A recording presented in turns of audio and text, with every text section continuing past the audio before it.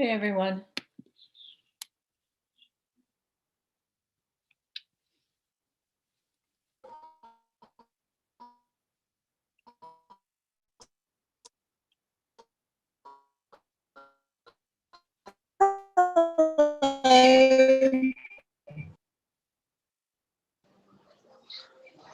Is it okay if I leave my video off? We're at gymnastics, so I have crazy background noise and lots of other people around me. Sure.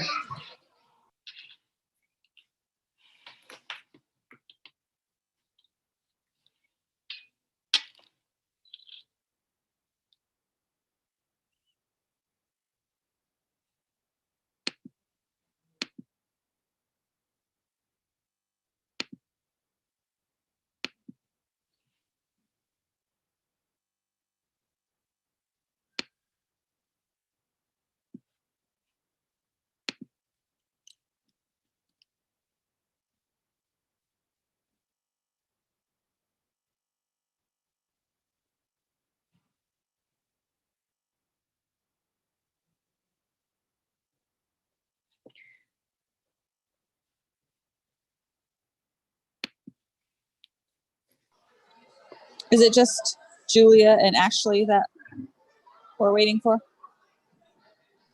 And Paula. And Paula, okay.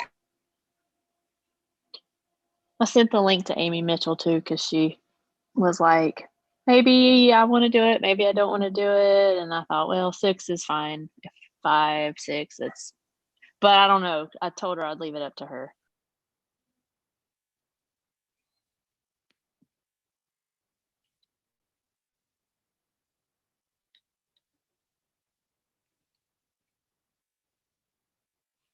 Well, we can probably get started, and then as people get here, well, Mindy, I also made you a co-host, so if you see people before I do, you can admit them to the meeting.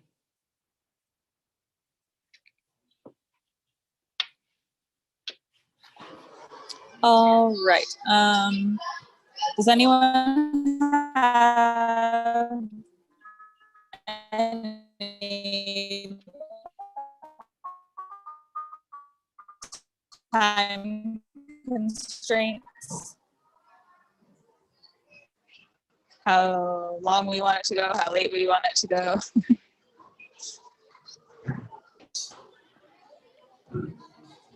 All right, so we'll go ahead and call to order at 5:32.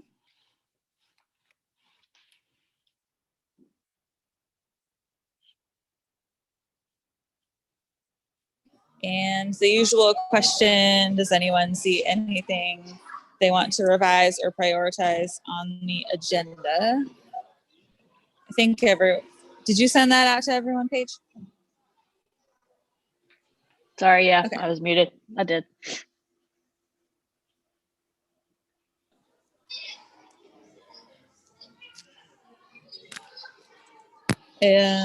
All right, if not, we'll just go ahead. Well, I guess we should do kind of a background for anyone that didn't attend. We had a first one last week with Paige, Mindy, Deanne, and I to kind of get sorted out what we needed, what pace we needed to get this done at.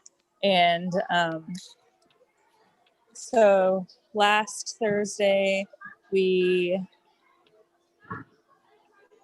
what did we do? Okay, we sent out the notice for parents to join, and we're asking for 5, maybe a 6th, to join with the 4 of us, and then sent out the parent survey to get input and interest for going forward with the program. I think Deanne sent out the results of that an hour or 2 ago, so you should all have a copy of the survey results.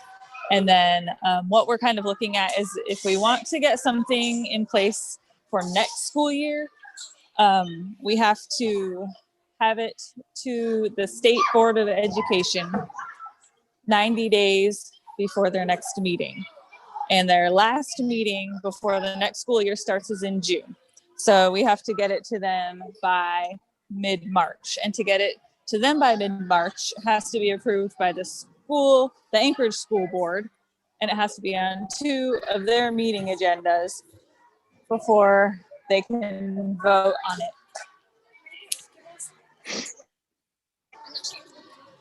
it. Sorry, Cohen wants to know if he can have a snack. So Daryl is the charter school, the school district's charter school supervisor, and he is, I haven't heard if we got on it or not, but he was working with the school board secretary to get us on the March 2nd agenda, which means we need to have like a plan,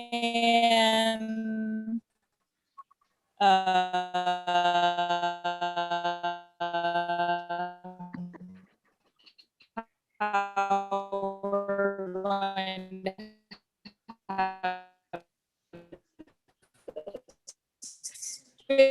Sounds like a video game. for it, and the curriculum and everything all lined out by March 2nd.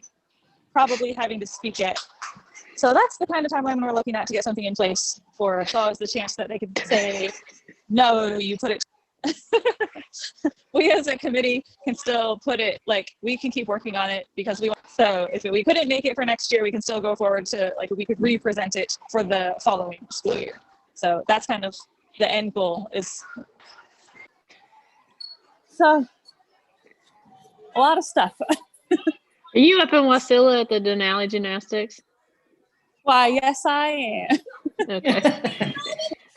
Their internet is delightful, or your phone service is delightful. It's so funny. Listen, it's like every now and then you start cracking up and you sound like you're a digitized video game, and then all of a sudden it catches up, and then it sounds like you're that Transformer guy that is speaking super, super fast.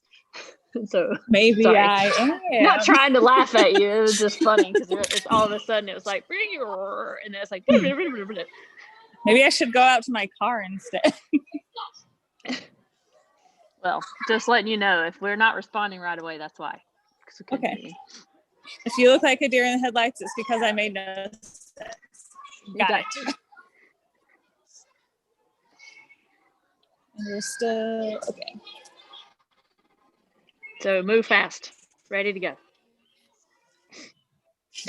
Yes. So I guess what Deanne, you might need to help guide us here. What's the next best part for us to work on? Well, it is a fast timeline, and we do run the risk of not having everything as flushed out as possible for we may be able to get things past the ASD board, but the state school board is going to be very sticky with wanting to know all of the specifics about things before they approve something like that. So, it's always a risk to try to rush and get something through for next year. There is a little bit of benefit of waiting to try to get something approved for the 2022 and 23 school year, because that would be the fifth grade cohort right now that we're getting data from, and then all of the letters of commitment or intent would be in place to start that, because they would be sixth grade next year, and then we could get all of that repeat data. So we could get a letter of intent from them this year, and a follow-up letter of intent for next year to show that they still are committed, and we have the numbers that we really would support opening up a seventh grade program. That being said, it really is kind of up to the committee how fast you want to work and get through things. But what I think that we'd like to do is make sure that we get a timeline in place, make sure that we understand, we don't have to put names in there, but we do have to put staffing information in there, and then also what the budget looks like. And I wasn't able to get from OMB a projection on what our budget would look like for an additional seventh grade class, and then how that would impact our entire operational budget with space. So we do need to figure out our facilities. Where would we house that class? And then we also need to get in place what a schedule would look like. So as far as electives are concerned, as you guys can see from the data we got back from our survey, a lot of the feedback on whether or not parents were going to be interested in keeping their students in our program was, can we approximate what a middle school experience would look like at possibly Greening or what's the other middle school in the Eagle River area? Mirror Lake. Mirror Lake, yeah. So putting together a full program like that, understanding what the staffing is, and then the facilities implication, in addition to our budget, are sort of the key things that we need to lock down pretty quickly if we want to move forward. So will they give you a projection and they just haven't had time to get it to you, or they just said Yeah, like, yeah. no, they're not doing that? No, they just haven't had time to get that to me. Okay. Yeah. So is there a location that has already been identified that would be able to house that grade group? Or is that something that still has to be identified and found and located? That's something that we were hoping the committee could explore. I mean, we have a couple of options. And for Mindy, Paige, and Vanessa, part of the APB goals before COVID hit us was to actually look for a new facility. And we were in the process of exploring an option in our area, but that kind of got put on the back burner.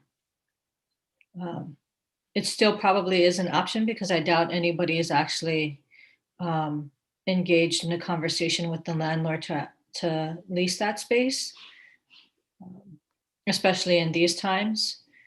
So, and we also have the option of moving forward with our current facility. Our current landlord has indicated he's willing to help us expand into other spaces in our current building as their leases expire. He was not going to renew them so that we would have the first right of refusal.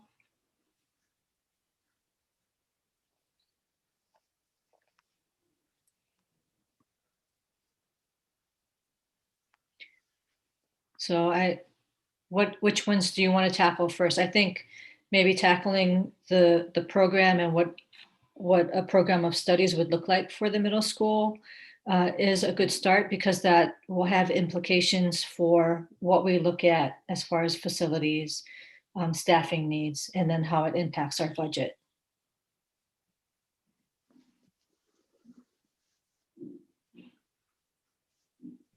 I think what I noticed, also just having a sixth grader that will potentially go to Mirror Lake next year, was I asked a couple people who have kids at Mirror Lake currently.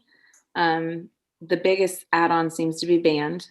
We can't compete with Mirror Lake's Spanish immersion program. Like, I don't think that's going to even be possible. Like, if people want that, they can go someplace else. But either band or choir is a requirement, is what I've heard.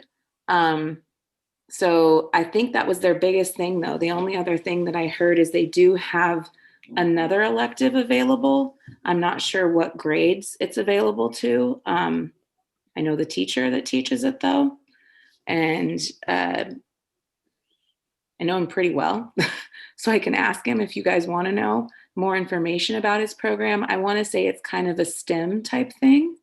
But I can ask him what specifically he teaches. But those seem to be the only big things for seventh grade that was required. And then that's kind of what I noticed on the survey is what parents were, oh, sorry, we got pizza in the oven.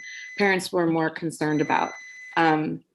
was just having those options available if their child would want them. So I don't know if we can make that a requirement with the curriculum, or if it could be something, an elective of maybe if we can find a teacher to provide it after the school day. But sorry, I'm gonna go turn off that alarm. That was something, Dan, were you able to get a meeting? Was it who are you going to try and meet with? The deputy superintendent or the director of something about what they require? What is required for middle school that would be required for us to do that? Well, what I wanted to do was get a meeting with Dr. Bishop and either Dr. Bishop or Dr. Stock with regards to what they want to see in our proposal. But I think Daryl already gave us a good sense in his memo of what they were looking for. But what we want to do with our middle school program is approximate what's already in the program of studies. So we want to make sure that all of those core courses that the district is expecting for students is there. And that's something that is on the district's website already.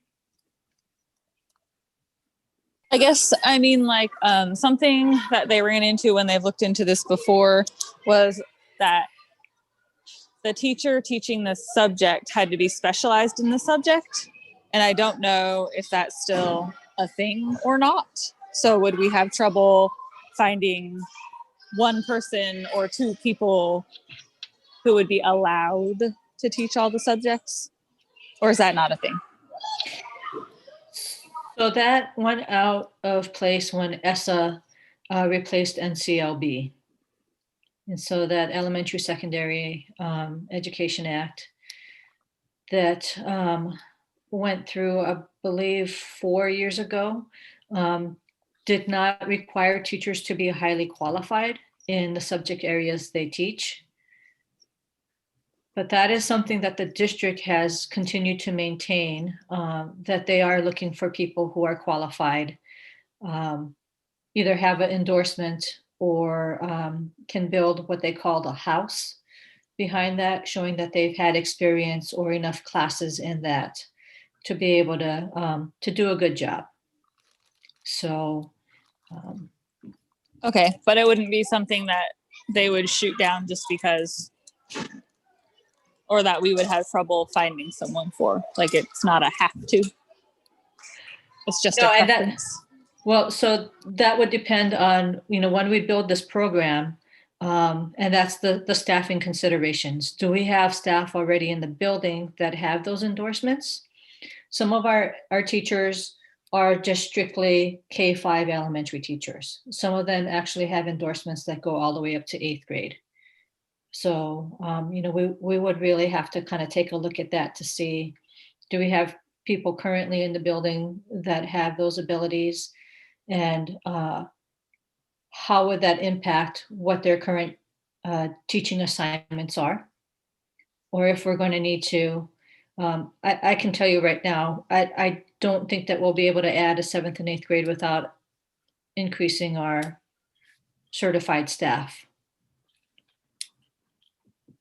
So, and it is really hard to find people who are certified in English, language arts, math, science, social studies, and a core, an elective. Most people have a core and then, something fun like I have Latin on my certificate.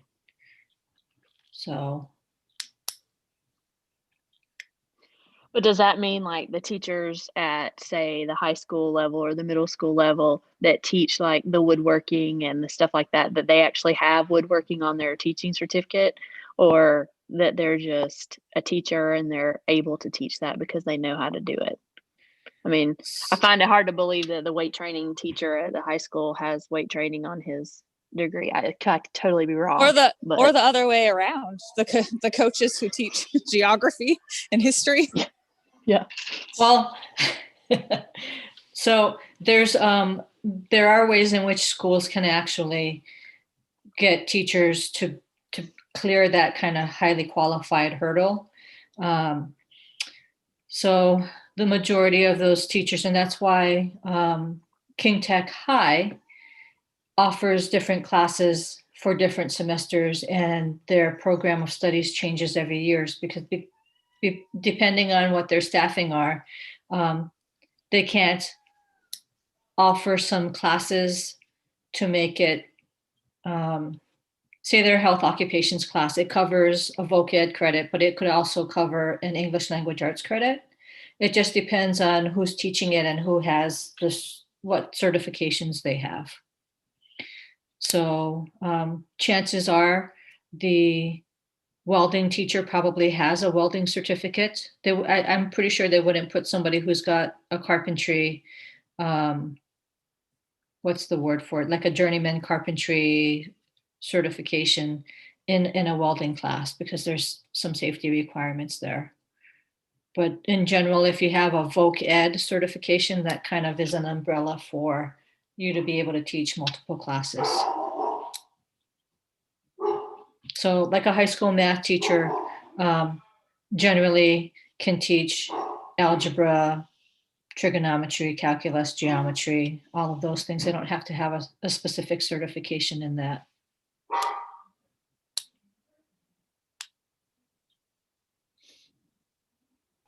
Mindy, is your certification in math? Do you have a separate endorsement in math? I'm certified K-8, and then I have the highly qualified for math. I took that one. That was a thing. So I do have that, and I feel like with all the Spalding classes I've taken, that would be enough to give me a language arts endorsement too. Right. So the district does have the give teachers the options of, if they don't have a specific endorsement, to build a house behind that.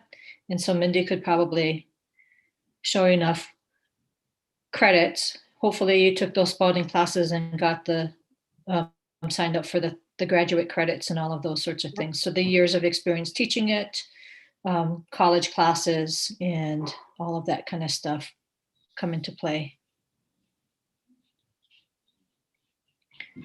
So besides our language arts, math, science, and social studies, what are we looking at offering?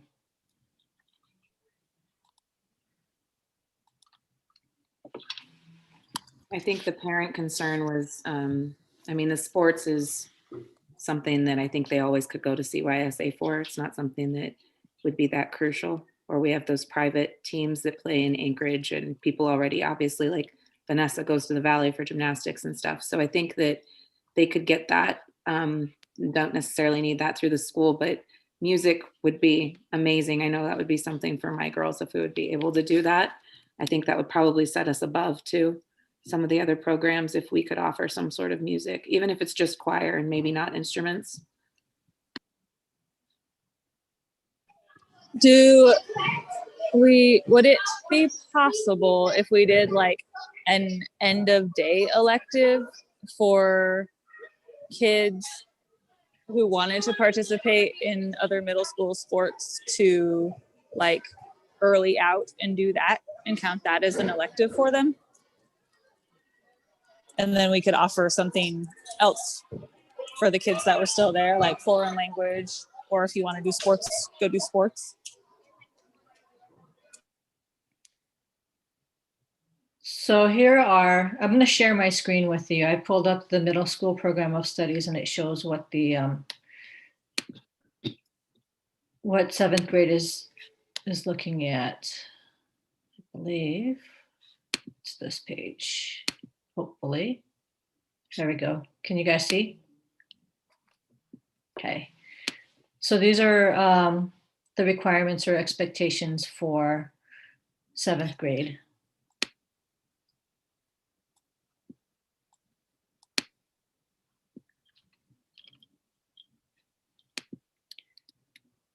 And then at the bottom,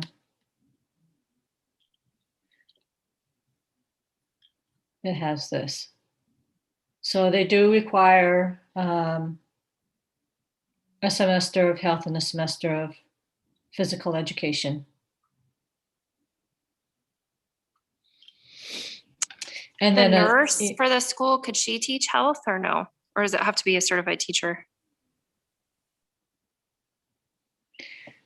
You know, that's a really good question. I haven't I haven't looked at that, but she doesn't have a teaching certificate. So that may be something that's kind of a barrier. I teach at Fire Lake, and they were talking about taking our health teacher away last year. And so it was going to be put on us teachers to teach the health curriculum. Yeah. So it could be a certified person, but it could be a regular teacher teaching that curriculum, I think. Yeah.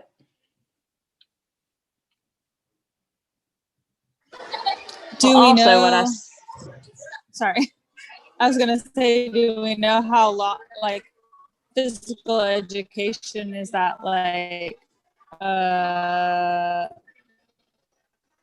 Like a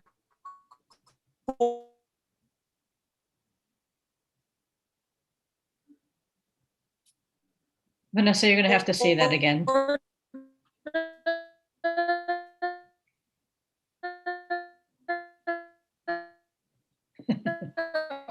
or semester? What are we looking at, like whole year? What are we looking at with this? Sorry, is what we're looking at like quarter requirements or like semester requirements or full year requirements? I think it's a semester of PE and a semester of health. Can't understand when you still. when Josh was there, he only had to do a 9 weeks of health. I don't know if it's different now, but when he was there, it was only a 9 weeks of health, and then the rest, the 3/4 of the year, The the three rest was- of it was PE. okay. I think it's 8th grade that does half a year of PE and half a year of health. But 7th grade, you'll have your 4 core classes and PE and health, which is your 5th class. And then you'll get 2 electives. That's what you usually see in a typical middle school. Mhm. With 6th grade, you have your 4 core classes. You have PE as a mandatory, and your music class is a mandatory. So you only get 1 elective in 6th grade.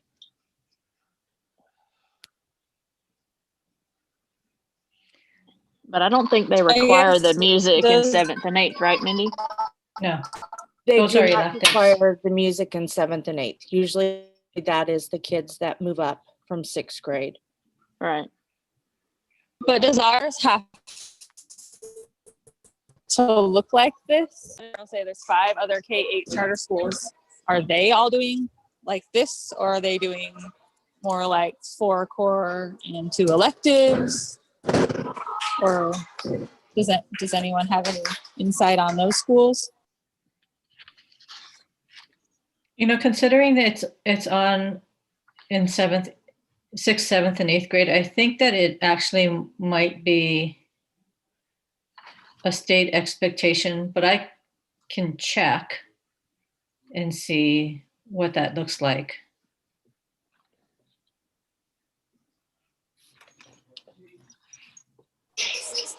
And do they do, other schools, do they do the electives, like they change every semester or quarter? Does anybody know that? Some of them do.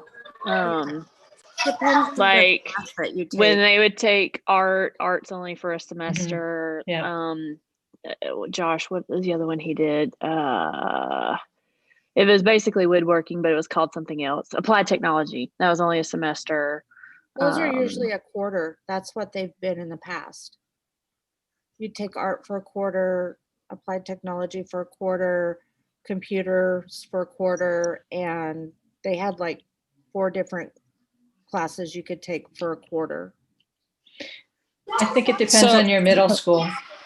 So we could we could trying theoretically to do fit that. in all of these. We could do like a fun elective and a boring elective of like PE and foreign language, and then the next quarter, if it's only 9 weeks of health, but we don't know, we could do like health and music or something like that.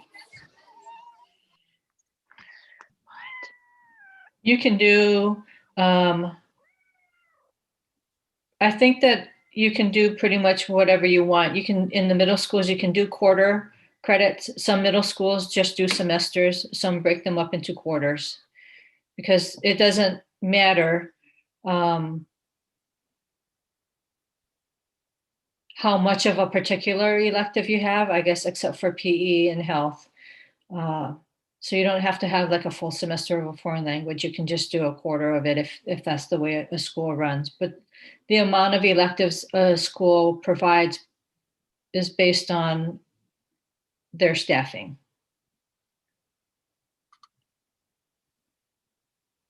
You'd have to have enough staff to cover all the different electives. So I probably would think that you'd want to stick to like what the most popular are and then try to staff for those. No? Yeah, so if you have 1,000 students, you have more funds in there for multiple teachers. If you have only, 30 students, your chances are you're not going to have as many electives as the bigger middle schools do. So No, I understand that. I'm just thinking of like looking at a schedule. Are we trying to cram 7 classes in? Or are we trying to do like 4? Wow, it's really loud. Like 4 core ones and like 2 electives? And how would that, like, for electives, would one be PE? And I guess I'm trying to ask if PE is like half the year or a quarter of the year, or if health is half the year or a quarter of the year. So I don't know how PE and health are broken down. I mean, that's something I can definitely find out. But for 7th and 8th grade, health and PE are not electives, they're mandatory. yeah.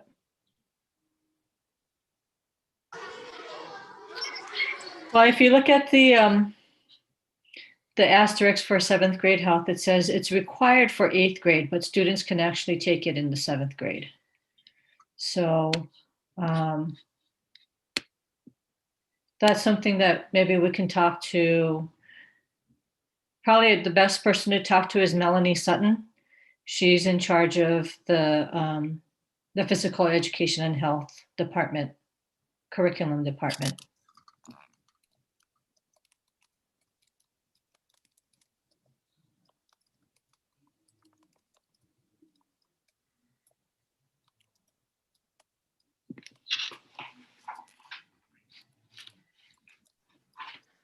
So if it's required for 6th grade, do our 6th graders now take health? So if they don't now, does that mean that we would have to do it for the same amount of time? Like they don't have the same PE requirement. Like, middle school, they go 5 days a week for 45 minutes every single day. But we go, of course, right now it's COVID, but they go once a week for an hour. So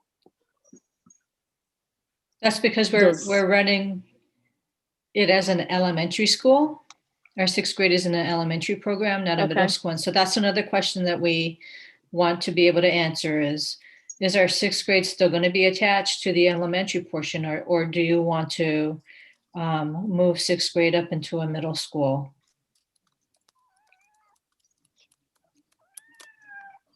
So that they start kind of the semester course credit type things that they need to get used to when they get up into the high school. Well, that's why I was wondering, like, what are we required to do? And like, what are all the other K-8 schools doing? Are they, like, does K-8 classify as something different than these requirements? Are we required to follow all these requirements? But I don't know who to ask that. Well, I think that Rilke's doing it differently than Alaska Native is. Alaska Native has their middle school teachers teaching actually just 1 grade level.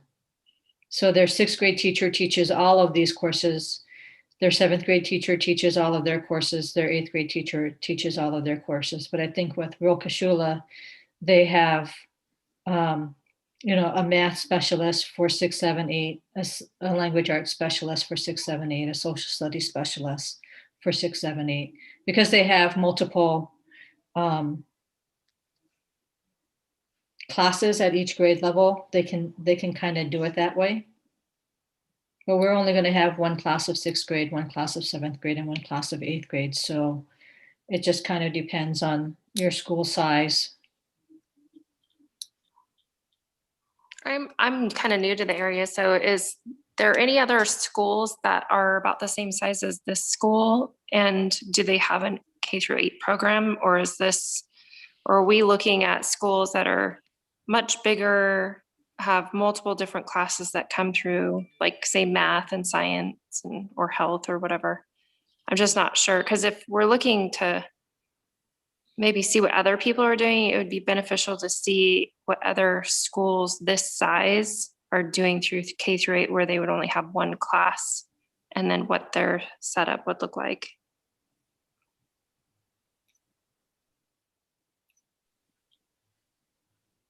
I believe we're the only school that has only one class per grade level in the district. All the other charter schools have, the only other charter school that's about our size is Stream. They have about 140 something students. And then, but they are a 7 through 12 program. And so is Highland Academy. They're a 7 through 12 or 6. Is it 7 through 12? 6. 7 through 12 or 6 through 12 program. And they have about 200 students, 220 students. They're trying to grow, but we're pretty unique in the district. Now, that doesn't mean that if we present something that looks different than this, that they wouldn't approve it. We just have to be able to convince them that it's a quality, well-rounded instructional program based on what our charter focuses.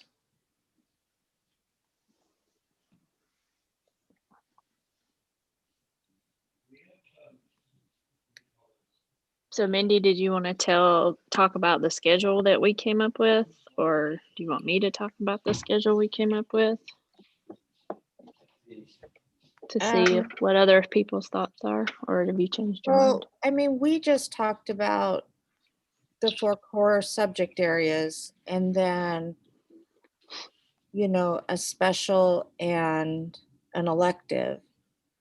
So we kind of have the 4 core subject areas, and then depending on the class sizes, maybe 6th and 7th could do the special together, and then the other one would be an elective taught by the teacher. But I don't know that we're there for a schedule yet, when we're still working on the program, what the program would entail.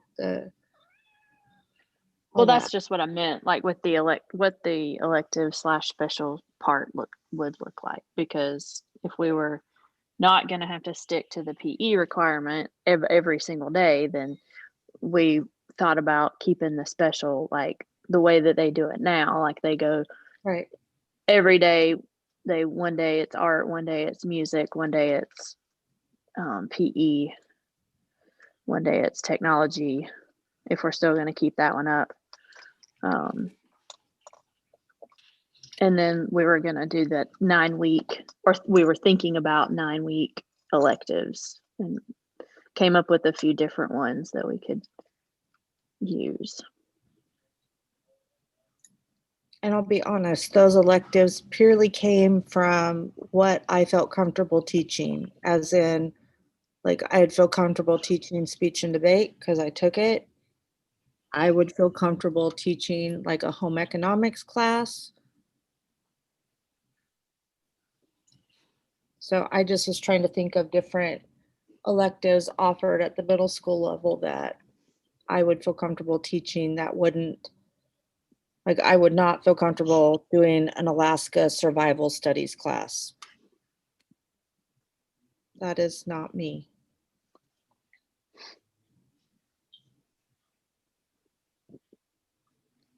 For We the talked about like electives, a yearbook. Sorry, go ahead. Oh yeah, we talked about the yearbook, and what was the other one? I can't remember. Mock trial or trial. government. Or government. Yeah, how our government works. would the electives have to be taught by you, Mindy, or could like we have an adjunct teacher come in and do like a 9-week course, or somebody from the nature center come out once a week and do something as far as survival skills and stuff? Like, since it's an elective, could we do something like that, or do we want it to just always fall on whoever's the actual teacher? Like, I'm not sure how that works, but I think it can work however we want it to within probably some restrictions. Like I don't know if we could bring in someone from the nature center. So when the school first opened, we actually used the moving art center for PE, and then the district shut that down because it was like you taking an AEA job and they weren't actually part of the district. So I don't know if we could do that for teaching a whole course, but I went to 7th grade at Birchwood when they had a 7th and 8th grade, or I went to 7th and 8th grade there. And we had band and orchestra because the high school, no, I feel like it was the Mirror Lake band teacher came and taught band. And then we had another orchestra teacher who was a district orchestra teacher come and teach us orchestra. So they were coming from another school during a time that they didn't have a class already and just teaching that period for us. So that might be something we could look at. Right. So a lot of the middle schools share their band and orchestra teachers. And some of those teachers actually go to maybe three different schools. And what will happen is we will share, like our 0.3 teachers for our electives or our specials right now, they're 0.3 and we don't pay benefits on them. But if we share a teacher from with other schools and they're full-time, we would be paying 1/3 of their benefits or whatever it is, in addition to their salary. But I think I also remember when we looked at trying to get like somebody to come in to teach band, because it was highly wanted, that we weren't even able to get an instructor that could come during the time frame that we needed in the afternoon. So there's a couple other options, because remember, if you're going to want to extend to add specials to 7th and 8th grade, that would open up the possibility of making our specials teachers full-time, which again impacts our budget, because now you're paying benefits on top of a full-time salary. And then also it impacts your program because they can't teach all of those at the same time, because our current specials teachers teach 0.3 and they're teaching the K through 6 programs. So, trying to stretch their schedule to teach at the same time would be different. So when you're looking at, is our 7th and 8th grade or 6th, 7th, 8th grade middle school program going to mirror our elementary program with language arts and math in the morning protected? That's going to be difficult to find the time in the afternoon to do those specials and electives. So I need to email it to everyone, but when this was looked at before, they did put like a couple, like they were trying to line out a schedule. So I did put that on our shared drive, but need to send it to everyone else who can't access that. And something they were looking at with the schedule was like shorter math and language arts blocks, just because you don't need as much instruction as like language arts, math, and then a morning slot for like music or band. So maybe that would be something we could look at too, to try and find a teacher who might have that time open, just if we went that direction. But it's all work.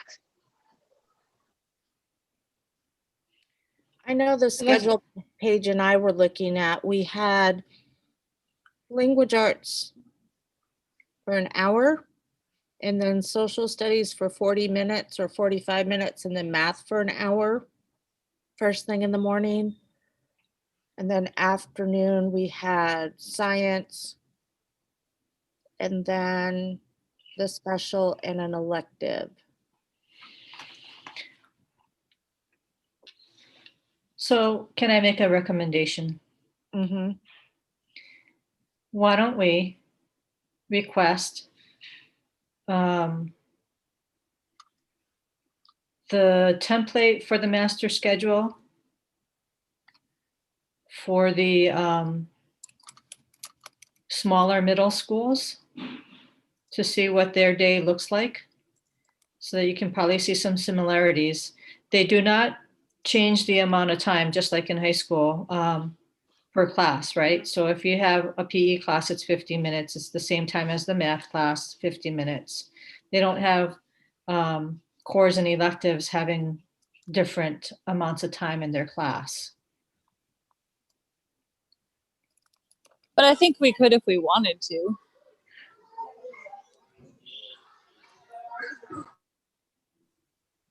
Just throwing that out there. I get what you're saying. So is there, I thought that it was based off of how many hours of the class it was obtained. So like the class is offered in a quarter, but it was the time that the class took. So I think that's why they're able to offer like a an elective class in a shorter amount of time, because they have it going, I'm not saying it correctly, but I thought There is a seat time. Yeah, there's It's- seat time built into that. Okay, so it's based off of like how many hours in the class that qualifies for the class to be credited. Is that correct for the, yeah.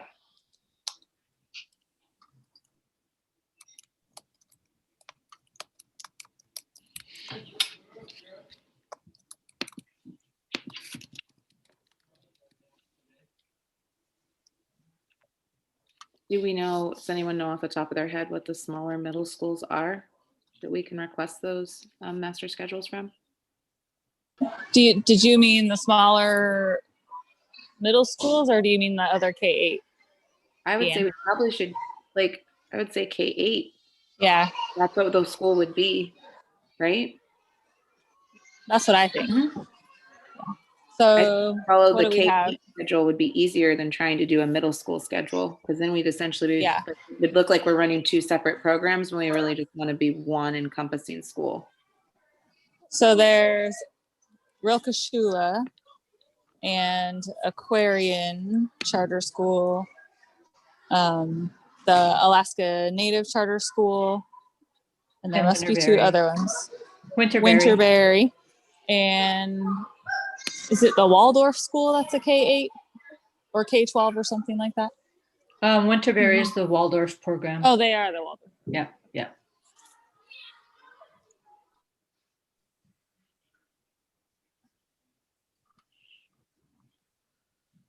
So I'm sorry, I'm coming in a little bit late, I think. So the budgetary restraints on this, are we looking to build a program and then ask the district for like an additional budget to support it? Or are they expecting us to come up with the budget that we have and make it flex with the teacher, like find the teachers and then flex our current budget? I'm just not sure where we are with that. Our budget is based on our student head count. So we would get additional funds per whatever head count we can acquire for a 7th and 8th grade.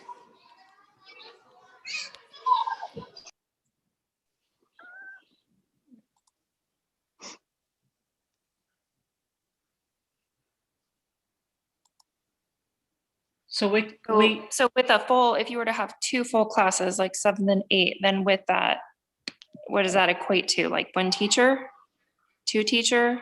What does that normally in budgetary terms?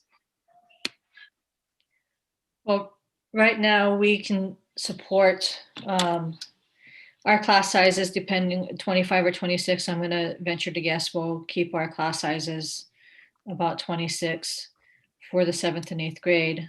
It'll support one teacher per grade level and then some. So the more students you have in a program, the more teachers you're able to kind of afford because you're splitting out your administrative fees and your facility fees among more students. So you have less of that per student going toward your overhead, then you can actually use the rest toward instruction.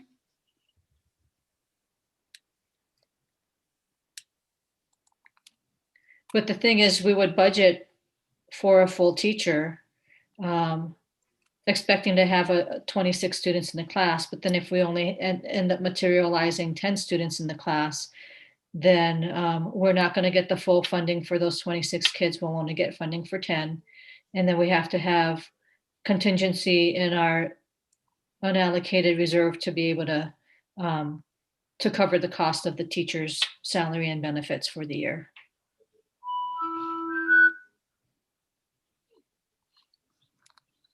Okay, that makes sense. So, and I missed this too. Is there any current like specials teachers or full-time teachers that can, I think I heard there's one teacher that can do a 7th, 8th grade class or specials or electives or whatnot in the current building?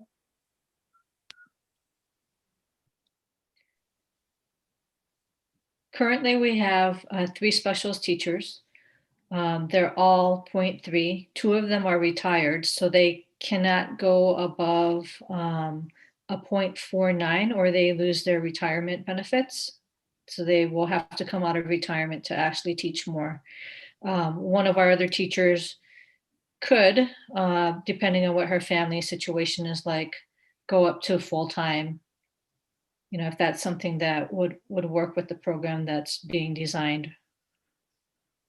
Once they get to 0.75, then we're required to pay all of the benefits that include medical and retirement and life insurance and Medicaid and unemployment, all of those sorts of things. I was just thinking if any of those who are already in the system could flex, then if we were under head count, then, they wouldn't have to teach as much and they'd stay within their pointage, I guess, without it affecting the budget overall.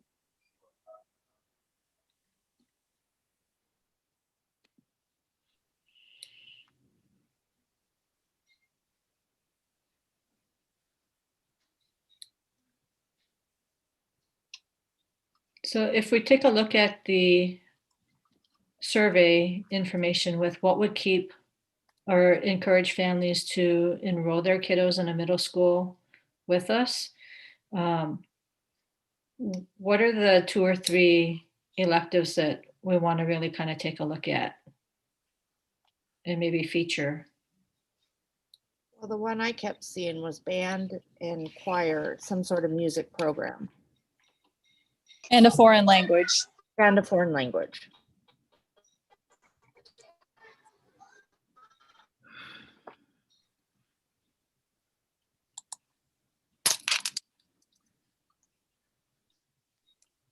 Anything else? Honestly, I think that was most of it. The only other one that came up was sports teams. But if we're offering PE, then that just may cover.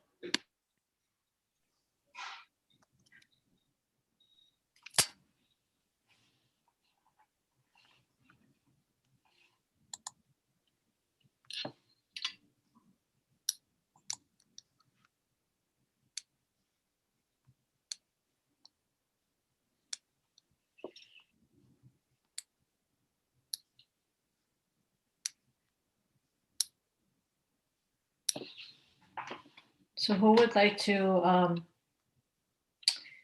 get those schedules? Do you want me to get those schedules?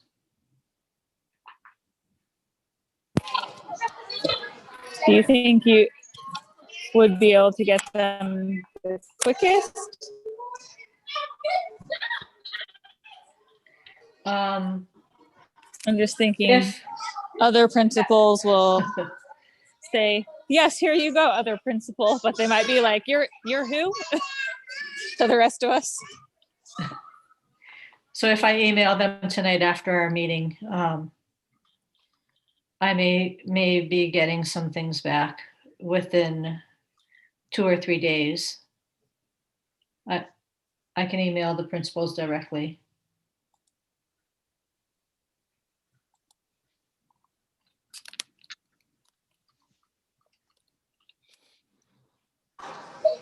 I'm thinking that's probably the best move, unless someone wants to try contacting other schools' APB members to see if they would share that information. And do you think you could get your middle school PE teacher to tell you if it's is it a district requirement? Yeah, I can contact some people at the middle schools. Okay.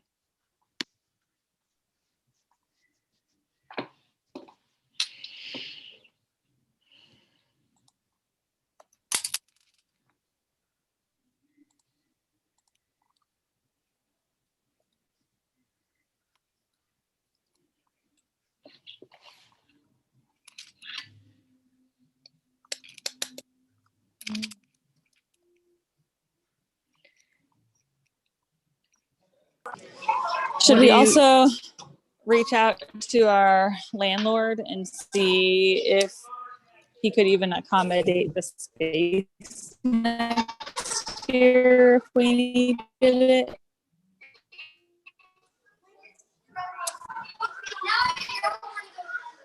I know he said he'd give us the right of first refusal, but if he's already extended leases for another year, we might be stuck there. Yeah. I'm just curious, and maybe this is partially selfish because I have a sixth grader. And I don't want to send her to the middle school and then potentially try to bring her back because I think that would be a horrific nightmare. But how many of the sixth graders are thinking, yes, we would love to do seventh? And then if unfortunately, would we lose those families? Saying like, because I know for me being a teacher and a single mom most of the year, because my husband's just out of town and with the military, like if I potentially have a kid at the middle school and then it wouldn't be an opportunity to be able to bring her back to ECAS, or I'm not going to bring her back, am I going to potentially then keep another one at ECAS and then we're working 4 different schools? Like that's just my family. Like I was just curious. Like I know I don't want to rush it. I completely agree with you, Miss Carol, that it's something that shouldn't be rushed, but I'm worried and I don't know what the breakdown looks like.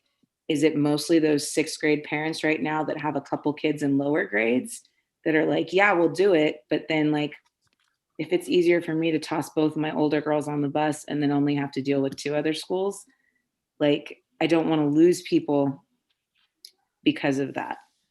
Like I don't want to rush the program either, but if it's a majority of our parents that are in the sixth grade right now that are saying, yeah, let's do this, and we're like, oh, well, we're going to do it next year, they may not want to come back. And I don't want to lose people. Not saying that the other grades wouldn't be interested, but I was just curious if you would know that breakdown. Or if it's, I mean, maybe it's just me because I have a 5th and 6th grader, but. Well, I know that a lot of the parents of the 5th graders that I've talked to are excited about it. But having a 6th grade currently that only has 11 kids in it, you know, say only 7 or so of them decided to stick around for 7th grade and we didn't get any more from anywhere else, you know, could we start it next year and do like a combo 6, 7 in the hopes that the following year, now that we've gotten it on the going and on the horn, then the current 5th grade families, more of them would stay for 6th grade. And then therefore more of them stay for 7th the following year. And then we'd have to hire 2 teachers to do 7th, and then 8th, if that makes sense. We kind of talked about that last time, right, Deanne? But you said, I mean, we might be able to do it, but overall, we want to present our long-term plan to the district. Is that correct? Whatever you present, you want to stick with. So if you want to do a phased in 6, 7, and then just a 6 and just a 7, and then add the 8th in the 3rd year, you can do that. My recommendation would Okay. not be to present a 6th grade and a 7th grade and an 8th grade and then combine it as a 6, 7. And the board would have to approve it, but I'm 100% confident that our financial and fiscal situation is very healthy, and we really could bring in a full-time 7th grade teacher, even if we don't fill all of those. We could cover that through some of our unallocated reserve, and then have somebody on staff and the program set for the next year to be able to bring them in. So it wouldn't be like we're starting a new teacher when we bring in a separate 7th grade class. They'd already have kind of a year under their belt where next year's 5th graders will be in the 6th grade. The 7th grade teacher will be there, whether it's a full class or a half class. And then then have that second year under their belt when they have a full class going. So you're kind of establishing that long-term sustainability for the program. Mm-hmm. When you do that, then are you looking for a separate 8th grade teacher when that small class of 7th graders moves on? That depends on whether or not the program is building steam. Because once people find out, we have families that move into the area and that are looking for, they only have an 8th grader, like some of our families that have moved back now, that they have older siblings that could just fill those spots. And then you have the lottery, right? I mean, depending on our school's reputation within the community, which seems to be very healthy. People may be interested in pulling their kids out of a large middle school and putting them in a smaller one that's very academically focused and has got a solid elective program, even though it may not be as big of an elective program as the middle schools. That's not everything a parent is looking for.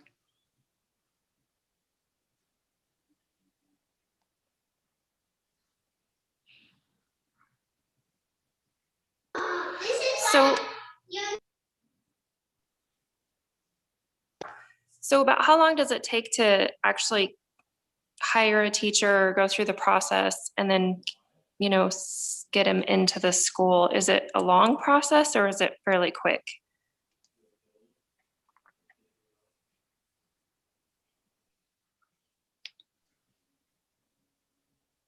I mean, it's not too long. So if we can get it past ASD and we get this to the State Board of Education, we would know in June if it's going to pass, and that would be plenty of time to hire, right? Assuming people apply for jobs in the summertime. So, the staffing process happens in late March and April, where teachers are kind of looking for those jobs. And then I believe April is when the state job fair happens for all those teachers who are looking to move from different districts and schools. Obviously, we're looking for teachers with a specific skill set, right? Our Spalding program and our Saxon program aren't necessarily things that just any teacher wants to be able to pick up and do. But we can, in anticipation of an opening, if we're 100% sure, we can kind of put that out there and start interviewing in anticipation of the opening happening. We won't promise that we'll make a selection to anyone until we're sure that the state Board of Education approves our charter request. Yeah, my experience coming in, I came in like 2 years ago and it happened to be in the summer. And ASD was shut down, the school system. I couldn't get anybody to return my call. I couldn't get a hold of anybody in the school system. I thought, I don't know how I'm gonna get my child into anything, So I was kind of surprised. I'm like, wow, everybody must be on break or whatnot. But one thing I have heard people in the community say is that if they knew that there was a 6th, 7th, and 8th grade program, they would be more apt to want to keep their kid in a program that was all 3 years, if there was that guarantee, because of friendships that the kids are building, the consistency in the school, and not having to move the child out of a school halfway through. So my only worry about building it with a 6, 7, and then a potentially 8th grade year is that parents would be thinking about that. Like, do I want to risk not having that 8th grade year be there and then pulling my child out, putting him into 8th grade, not knowing anybody, not knowing the whole school, and and all of that. So that's just what I've heard from folks.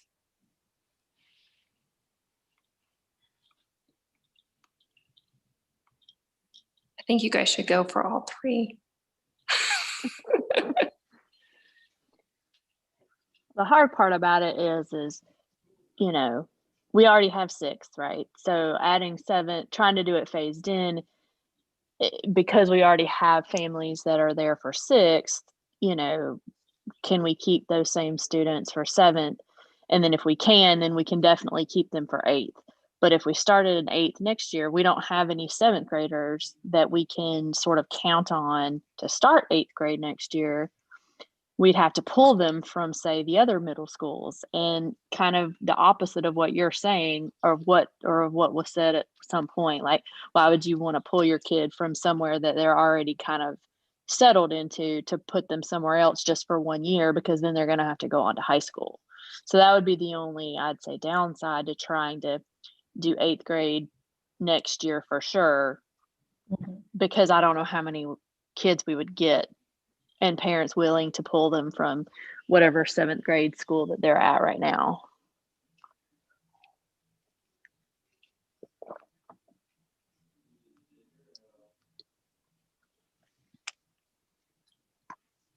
But if we were approved to do our phased in with 7th grade next year, and then 7th and 8th the following year, hopefully that would be enough of a feel good for the parents that are with current 6th graders to keep them there for 7th, knowing that we would have to add the 8th. It would just be the following year. Could we poll just those parents if that's a huge concern?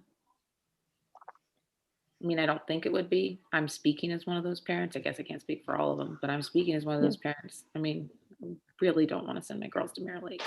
Nothing against them, but really like you would still send them to Eagle Academy if we did 7th grade next year, but just 7th grade, knowing that the next year it would be 8th grade. We just can't do it now because we don't have enough. Exactly. We don't have any 7th graders to try to pull. Yeah, no, I would. I mean, that's 1 out of 11. And there sort of is precedent for that. Yeah. Go ahead, Vanessa.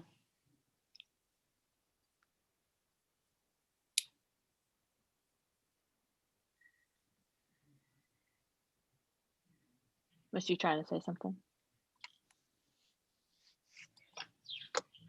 So the precedent would be like Roca Shula when they built their program. We already have an elementary program that's kind of based on that kind of stair step. where we know that our kiddos that come in from kindergarten have a particular skill set to move on to first grade, second grade, third grade. Some of our kiddos that come in fourth and fifth grade have a really hard time getting caught up and getting acclimated because they've already learned handwriting and reading and writing differently. And so they have to kind of relearn how to do things in sort of that Saxon, Spalding, Eagle Academy way.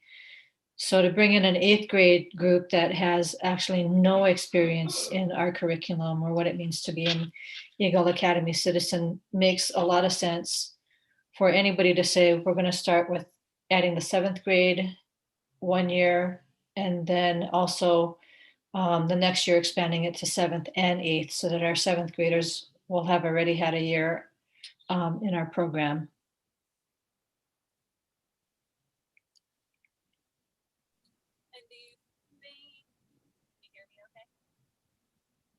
You're a little soft.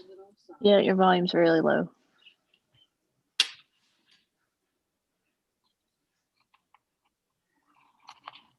Now, can you hear me better?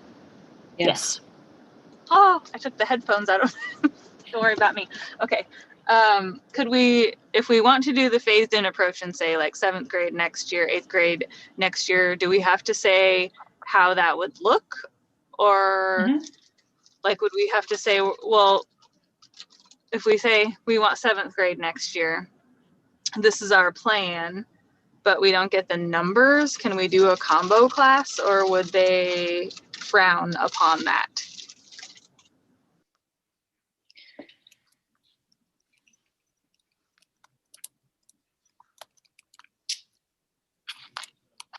You know, I think what we talked about last week was, I think they'll be really hesitant to approve of a plan if we're not 100% confident of our plan. You know, like if we're kind of sketchy as far as not knowing if this is really going to work, then that's not going to help them have confidence in our program enough to actually approve that change to our charter.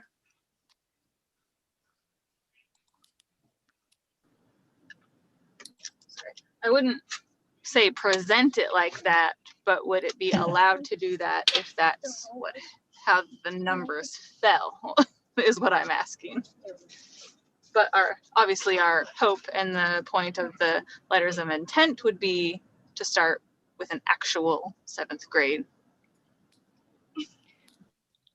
Well, I can't tell you how the district would respond to that.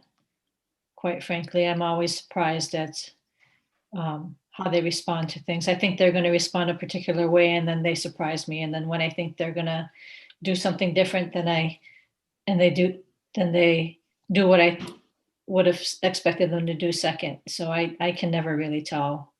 Okay, I guess I have a further, now that I've thought about it for another few seconds. Paige, you said Birchwood has a few combo classes that have come out of their reduced head count, right? So there's kind of precedent there that they're making combo classes if the head count isn't there. Right. That's because they can shift staff among all of the other schools. So they take some of those teachers and they put them in schools that are over enrolled. We're kind of committed to the teachers that we hire. So Danae, about how many kids would justify us hiring, let's say, because it sounds like we would phase in seventh. That's kind of what the group's kind of saying. How many kids can we have minimum to justify hiring that seventh grade teacher? Or are we looking at next year, if we do this, Mindy gets sixth and seventh grade and we're not going to hire somebody? And a full-time TA. And a full-time TA. Sorry, Mindy. Okay. So then you run the risk of all of the fifth graders moving up, and then we get a rush for the seventh graders. And at the last minute, we're trying to hire someone who may or may not be the type of teacher we want. I mean, we want to, as far in advance, start looking for the right candidate for the program. And so my recommendation would be if we do this, we eat the cost, should something not materialize for the first year. So go ahead and just get a 7th grade teacher. And then we're at least set up for, which honestly, I think you guys would be shocked just being in the other schools in the district. People are looking for other options. I think we could have a run on 7th grade. Mindy, you're not That's allowed to good. move up to 7th grade next year. I'm just saying it right now. So don't Wait, even. That's my dream don't job, even- 7th and 8th grade. Well, How then much is the it next worth to year, you? you can swap. The next year you can swap, and then that way they can have you twice. Well, Paige, I get to actually assign teachers in Well, the building. Then you're so not allowed to move her. Mindy, you're a I'm just unicorn for kidding. wanting to teach those middle school years. I will keep my babies all, Right? teach kindergarten over 7th grade. No way. Oh, not me. I'd rather teach 7th and 8th over Ugh, kindergarten. Ugh, they scare me. they're little. Hmm. They move fast though. And they pick their noses. Oh, yeah, they do. okay.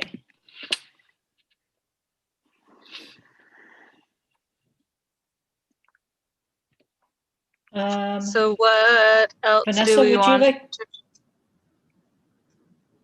Sorry, go ahead. Vanessa, would you like to contact Sean about, and just start a conversation with him anyway about our lease extension for next year and then the possibility of us Sure. assuming more space? And I Sure. think when we assume space, we want to assume space next year in anticipation of having the 8th grade. So, whatever space we get should be able to accommodate both, or 6th, 7th, and 8th, or, however we want to do that. Do we want to have them in a separate wing or try to move the specials over to the new space and have everybody all in one area? Those sorts of things we'd have to take a look at too. Okay, I can send out what I put in the shared drive too, which was like old floor plans when they've talked about expansion before. So he has done floor plans for us going into the space next to like the staff lounge and the workroom to the right of that. And then there's a whole bunch of plans because they've done expansion plans a couple times, one for horizontal growth too. So he had even further like a phased in drawing done for assuming space, like 1 year, the next year, the next year. Okay.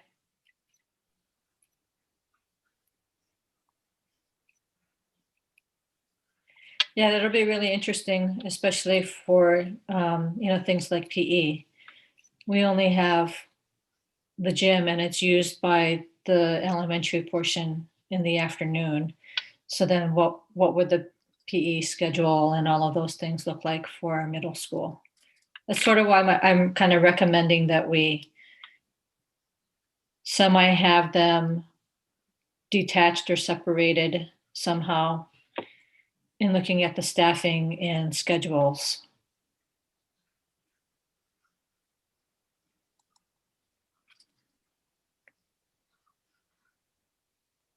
And then does Spalding have good curriculum for 7th and 8th grade, or how does that work? Mindy? Well, I mean, I don't believe there's like any teacher's guides, but you would just, just like we did our first couple years where we just used the writing road to reading, and we're using the same strategies for writing, for reading, for grammar, and we're just taking them to the higher level. Okay, so you'd probably want to look at, like we use the open court for the reading and whatever, all of that kind of stuff. So what specific texts are you going to use? What does that scope and sequence look like as far as the curriculum is concerned? And for the math, it's pretty straightforward what a 7th grade math would look like. as far as, are we doing pre-algebra? Because the majority of our kiddos are already ready for that. And then we have an algebra option. And then geometry for 8th grade. I'd like to see that, but that's just me. So, But would there still be leveling for those students that weren't ready for that?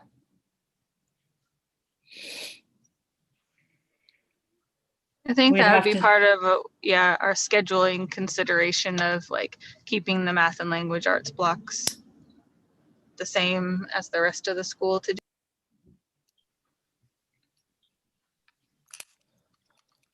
yeah.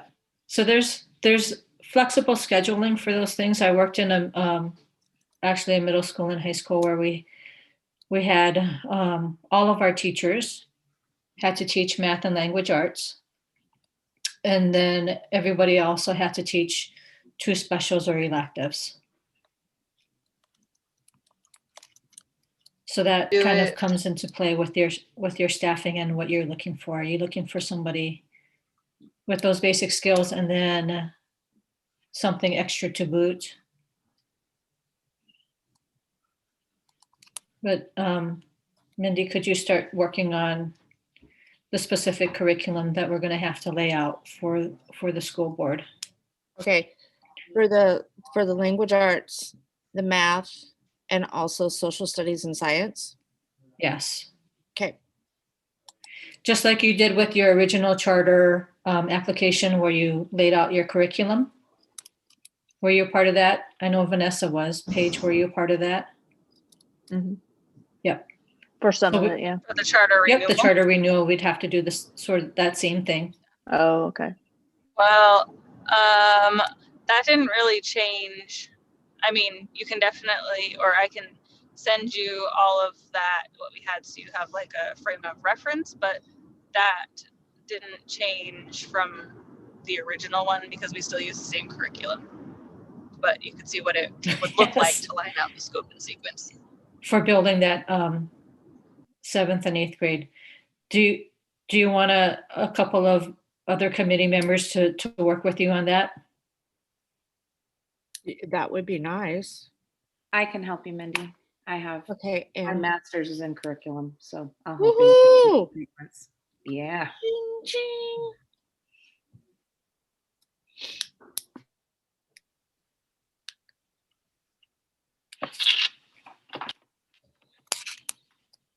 So I have a quick question. So with the lottery and getting the kids in for the 7th grade and not being able to get approval until June, how does that work? So we can work with the district to get our 7th grade on the July lottery. The district runs 2 lotteries, one that goes in March, and then they have a summer one for anybody who's kind of missed that or changes their mind. So we can work on getting that into the July lottery. And by then we would know whether or not ASD has approved our application to go to the state, and so that we can just kind of have things holding for if the state approves it, or we can see if the district will allow us to run a lottery and just put that in anticipation of state board approval. Should that not happen, then we won't be having the 7th grade this year. But we can, they can start letting people apply for the lottery to get in.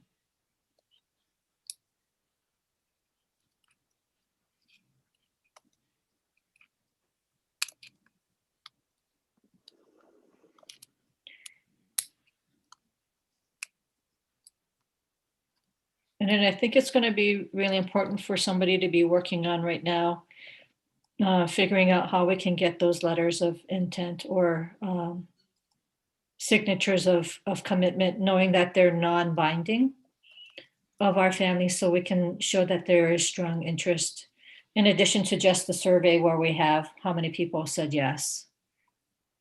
If we can get specific names and families, and even of people who aren't in our community or our school right now, who would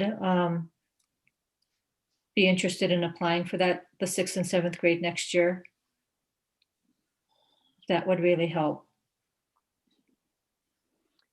So are you ready for me to put something on that community page, Facebook page about, take a poll, are you interested, and message if you are willing to sign a letter of intent maybe? That would be for the community. Yeah, I mean, contact Paige Saylor at this, and I'll get you more details on how that'll work out. Yeah. I'm not sure what that language would have to look like. Do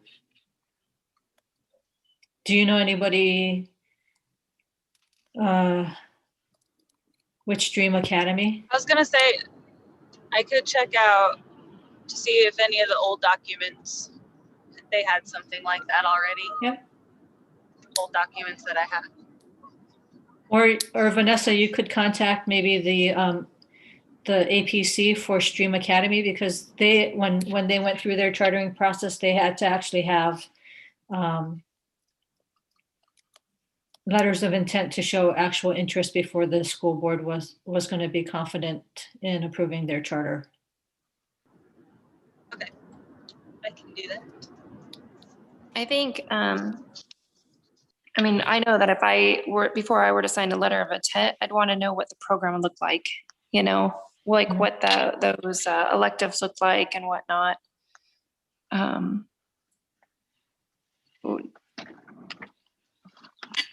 So I think crafting it and having it prepared I think that sounds good. How long do you think it would take for us to understand like what the program would look like and what those electives would look like? Well, we definitely need to have another meeting sometime very soon, so that we can take a look at what those other K-8 schedules look like and what they're offering. And then, what our curriculum is, and put together a schedule. That way, we can at least have something to present to individuals to say, here's our plan, this is what we're looking at. Would you be willing to say, yes, I'm interested in this, knowing that it's not binding, we won't be able to hold you to it. Would we need those letters of intent by the March school board meeting, or could we go into the school board meeting without those letters? I think maybe by the first meeting, we might not need it, but they might want to have it by the time they're doing their second reading and actually voting on it. So we could say we're getting them, or we're in the process of getting them. Mm-hmm. Okay. Because I was like, if we have a meeting next week when we are finalizing everything before, I would assume then Paige would want to start contacting families, because otherwise people are going to be asking her questions that she's not going to know the answers to. Like, there's no way, just speaking as a busy parent, I would forget to sign it if I have like 2 days to sign it. You all know this. So like, you don't want to put a timeline on them like that. Well, but is the letter of intent something that theoretically, I could draft something as a piece of paper like right now and send it home in Monday's mailbox folders for all the 6th graders and all the 5th graders, kind of like Tamara would send home here soon anyway to all the families, and see who would be willing to send those back right away, all the while trying to contact people through the community through the Facebook page. Well, we can have I asked Vanessa to see if she could see if they already the APB already had one from the last time, or if she could get a hold of someone from the Stream Academy's APC to see if they still have that information. But I wouldn't wait to send that out until we actually have a backbone or template to share with the community on what it would look like or what we hope it's going to look like. You would wait or wouldn't wait? I would wait. Like, You would wait. right.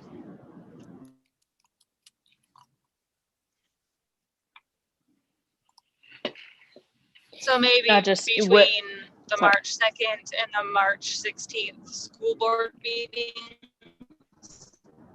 like go in and say, we've had people say, yes, they will sign one. We're working on getting signatures. And then in that 2-week period, send them out and get them back, since by the March 2nd, we'll have to have some kind of backbone of a program to present in the first place.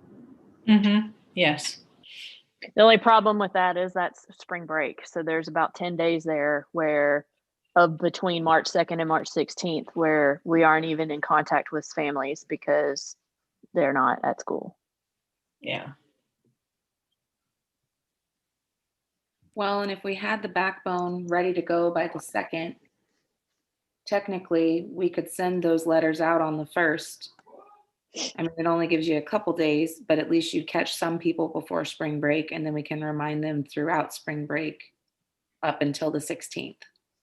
Mm-hmm.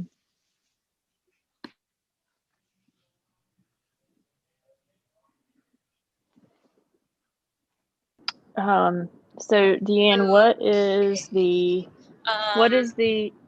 Any other major point we should assign to someone and then plan the next? I think we should probably meet once or twice more.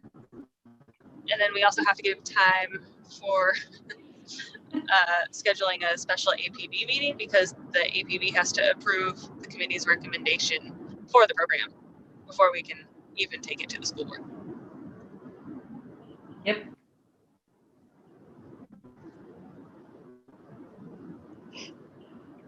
So when, Vanessa, would you need to do that APB meeting before the school board?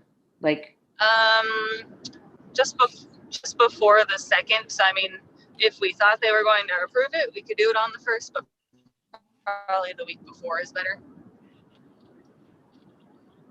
And we need 3 days lead time on that. So I mean, we could go up to the Friday if the committee needs up to the Friday, and we could do the APB meeting on the Friday, or we could do it on Thursday. If we really don't have any answers, we could do it the Monday before the school board meeting. Yeah. And just kind of maybe a word of just an FYI, probably between the first reading for the school board and the second one, they might have a work session to ask specific questions on. So that because the board doesn't like to deliberate or ask a whole lot of questions during their meetings. They just try to get the business done. So we might get called to a work session where we can explain in more detail and they can ask questions of us to see how ready we are to move forward before that second meeting.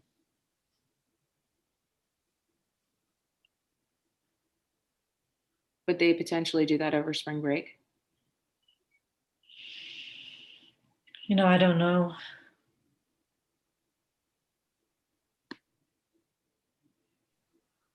I'm not sure. I want to say no, because when we got our COVID shots on Saturday, they said the school district building was going to be shut down over spring break. It was going to be thoroughly disinfected and cleaned.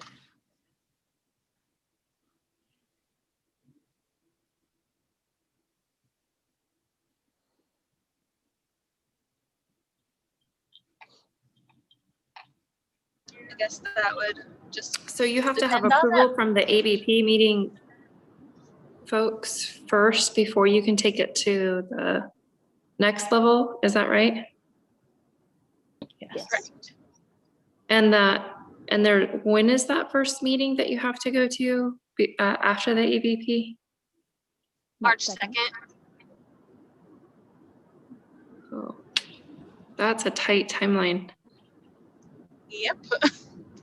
We only just found that timeline out when we formed the committee at the last APB meeting and started asking questions. And they were like, well, you'll have to have it on here. And I was like, okay, because the State Board of Education only meets quarterly.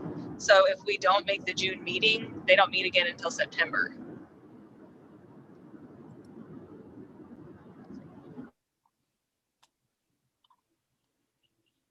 And you're thinking Thursday would be best, Vanessa, to do the APB meeting? I don't care what day. Paige, Mindy, Deanne, you want to weigh in on? Well, I mean, if it's our special meeting just to approve this, it only takes, 10 or 15 minutes. Yeah. And I won't say, Well, it could take obviously longer I if they cannot have speak lots of for questions. the entire board. Sure. However, I know that we've done this enough, or we've tried to do this enough to where I would be okay with if we waited till the 1st. I don't think that we would have a problem, because if they don't approve it, even if we had a meeting on Thursday or Friday and the APB doesn't approve it, it's not going to change anything for Tuesday's school board meeting. Does that make sense? Mm-hmm. So it's like we go to the, we take if we it to don't the approve it APB, Thursday or we don't they approve it approve Monday, it we're on still Monday, we go to the school board on the 2nd. If we take it to a Monday and they don't approve it, then we're done. We're flat in the ground. then we're asking for it to be pulled off. Exactly. And so if we did it Thursday the 25th or Friday the 26th, it would be the exact same results. So because we would not have time to try to redo a meeting for the APB and come up with a different plan. So are you saying that they wouldn't, so they'd either have to give an answer to approve or not approve, and they wouldn't have the opportunity to ask questions at a later date? I thought that Mr. Carroll had mentioned that they might ask questions later, not necessarily at the meeting. That's the school board. That's the Anchorage School Board. So our schools board has to approve has to approve the plan that we present to them. So that's what we're talking about, the timeline of that. Okay, I'm not trying to be, I just need to know, do we have to read it twice for our APB before we can vote?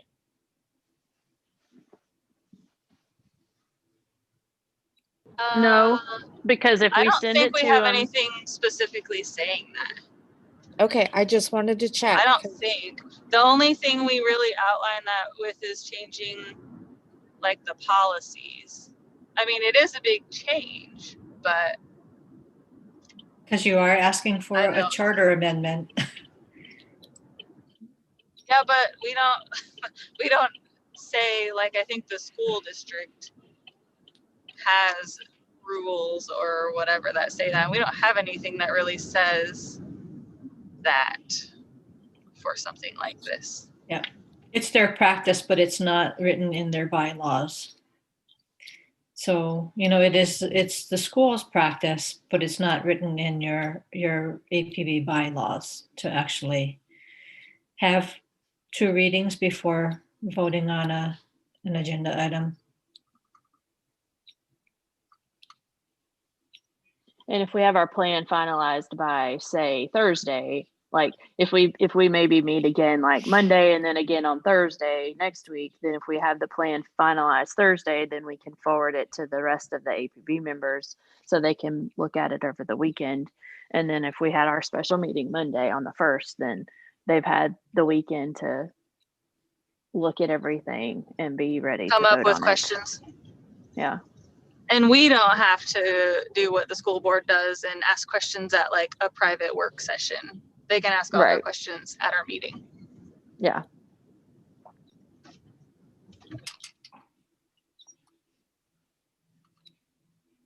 But it would be nice that for us to have our plan fairly finalized and sent to them by our APB members by Friday, so that they have the weekend to look it over and ask questions at the Monday meeting. So am I hearing that next Monday and next Thursday, we're having expansion meetings? And then Friday, we're sending out the information to the APB members so they can look at it for a special meeting on Monday. I just threw out Monday and Thursday, but those days don't have to be set in stone. I just threw it out there. Well, I'm just asking. So I can tell you that I will need some time between both of those meetings to get you solid numbers based on staffing implications and all of that kind of stuff. And, facility space and how much that's going to cost, and whether or not the APB is going to want to know financial numbers before making their decision. Unless you are willing to get me a sub for a couple days. And then I can then I can work through all of the numbers with the OMB and have it totally set. Only if I can have a sub to work on that curriculum stuff. What is this mythical creature that's called a substitute right now? Oh, I'd like yeah. to know. Oh, she's sitting right up on the very top of my Zoom session. Well, I'm not working Monday, so I guess theoretically I could work on Monday. So, that's the only day that I don't have anything next week.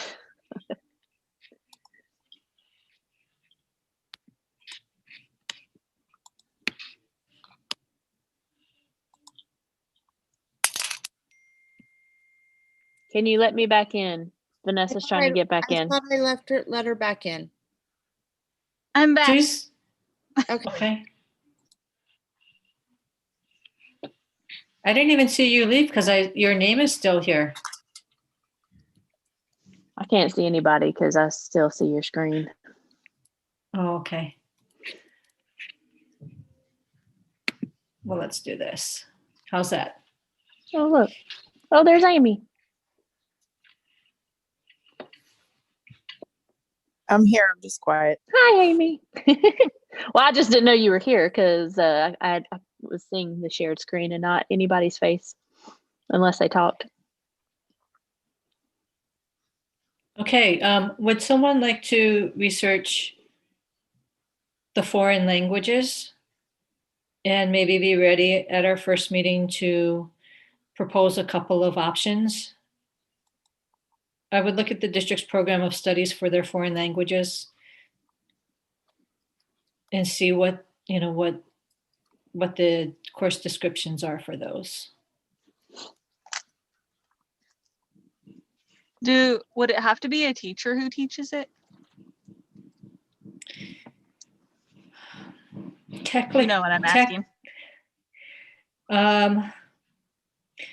So I sort of did kind of explore that with the district. You know how we've been having a really hard time finding our technology teacher? Because we had already opened it up for multiple openings and was not able to get an AEA teacher interested to apply for that, the district was going to allow me to get a vendor to teach technology.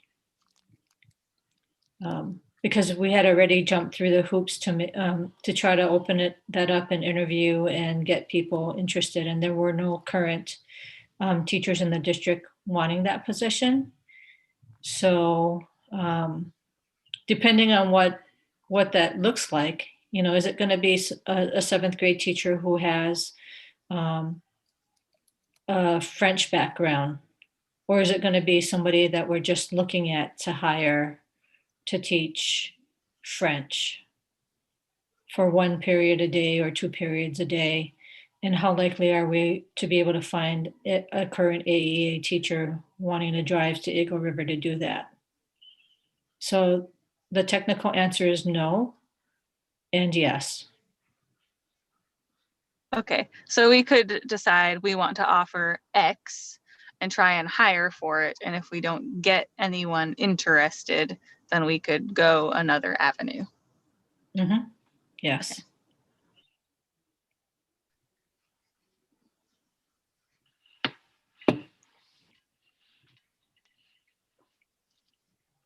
Okay, so we have, oh, does anyone want to look into that?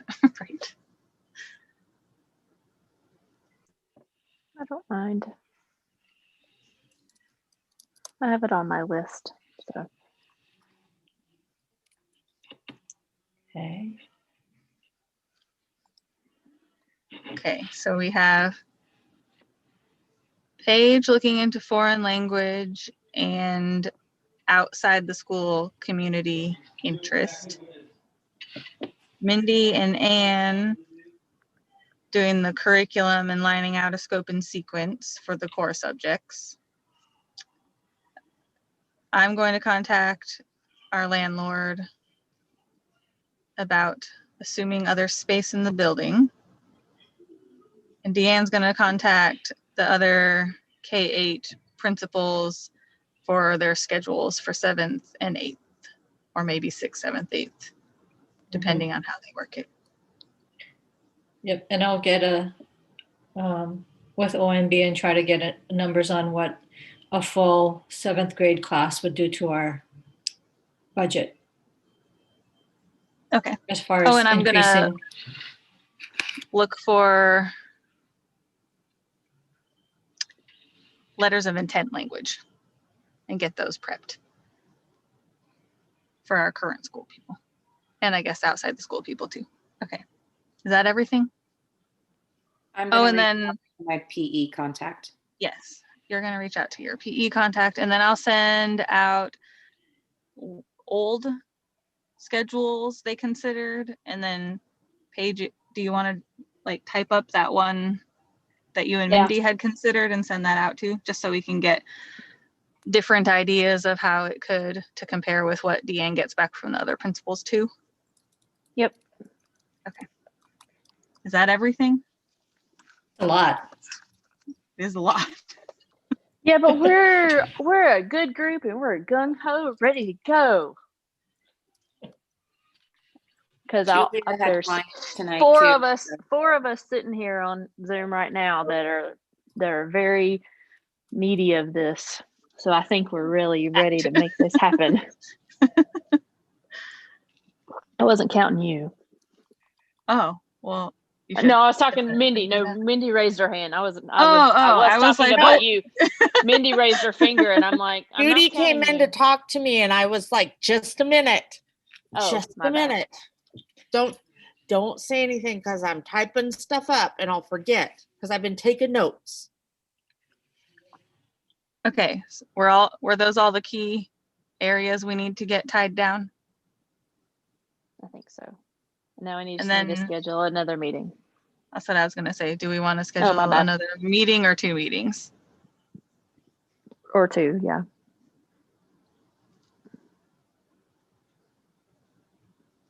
Deanne, you're the one that said you needed time. So what's the time that you need?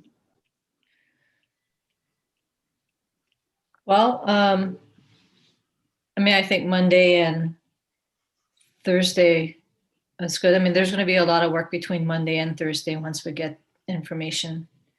Okay. To put something together and then finalize on Thursday and get it all nice and presentable. So is Monday okay? Yep. Speak now or forever hold your peace. Same time, 5:30.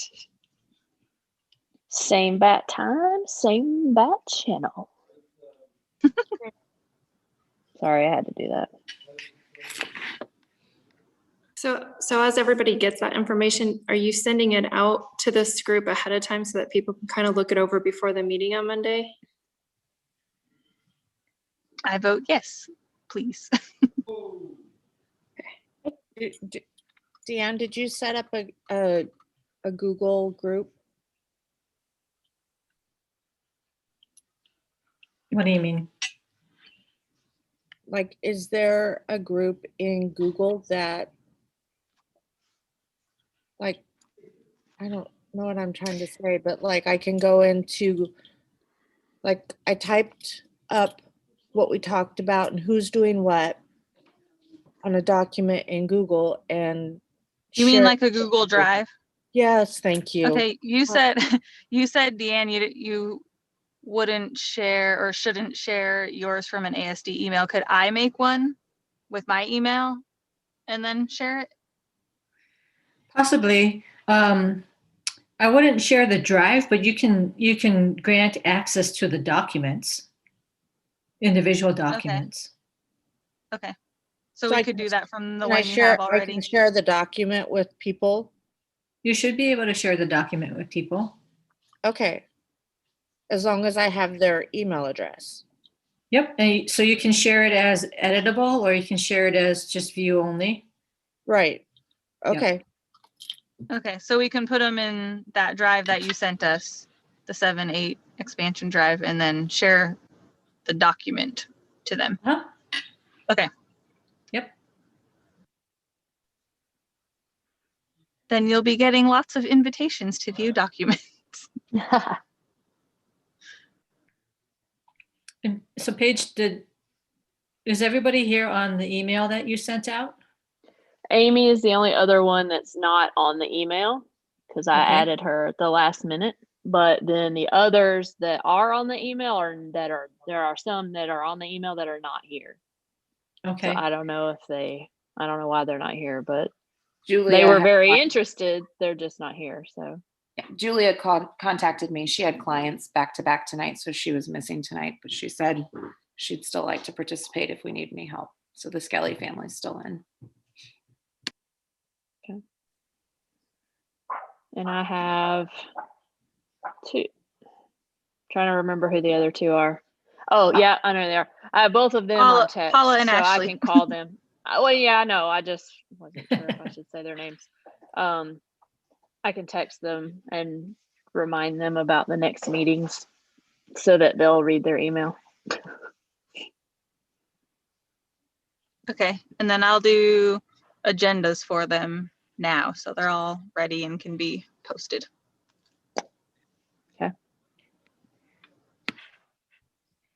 Okie doke. Groovy. All right. Well, it's been fun, ladies.